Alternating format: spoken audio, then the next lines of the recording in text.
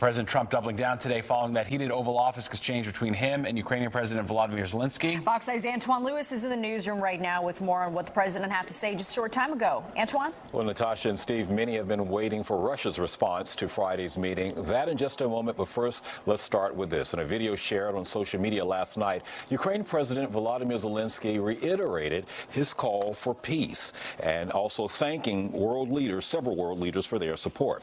This coming after Friday's Oval Office meeting with the president and vice president that quickly devolved into a shouting match over the Russia-Ukraine war. And as I mentioned, Russia finally weighing in on Sunday. A Kremlin spokesperson told state media, quote, that the new administration is rapidly changing all foreign policy configurations. This largely aligns with our vision, end quote. This afternoon, the president was asked if that were true.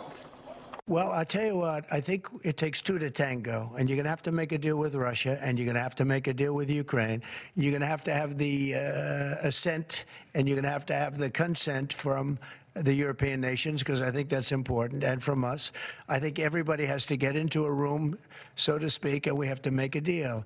And the deal can be made very fast. It should not be that hard a deal to make. It can be made very fast.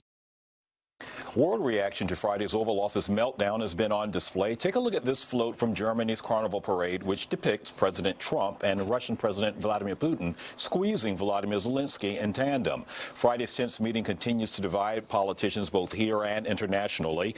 On Sunday, many world leaders gathered for a summit co-organized by London that included Germany, Canada, France, Italy, Poland, and Spain, among other countries, as well as NATO's Secretary General. Organizers say the purpose of the meeting was twofold: to show support to Ukraine while also trying to carve out a path to peaceful resolution in the ongoing war, which began when Russia invaded Ukraine 3 years ago.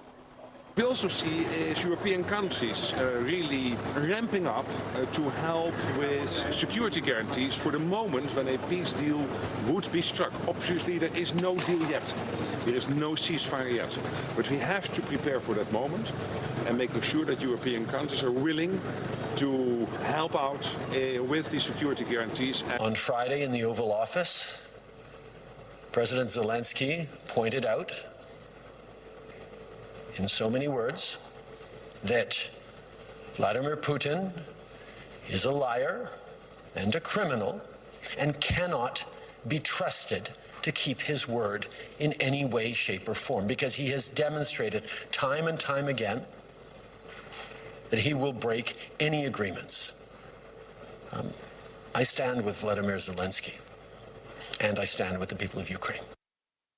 The president is expected to further address his own proposal for peacefully ending the Russian-Ukraine war, likely tomorrow when he addresses the joint session of Congress. That's the latest from the newsroom. Natasha will send things now back upstairs to you. All right, Antoine, thank you.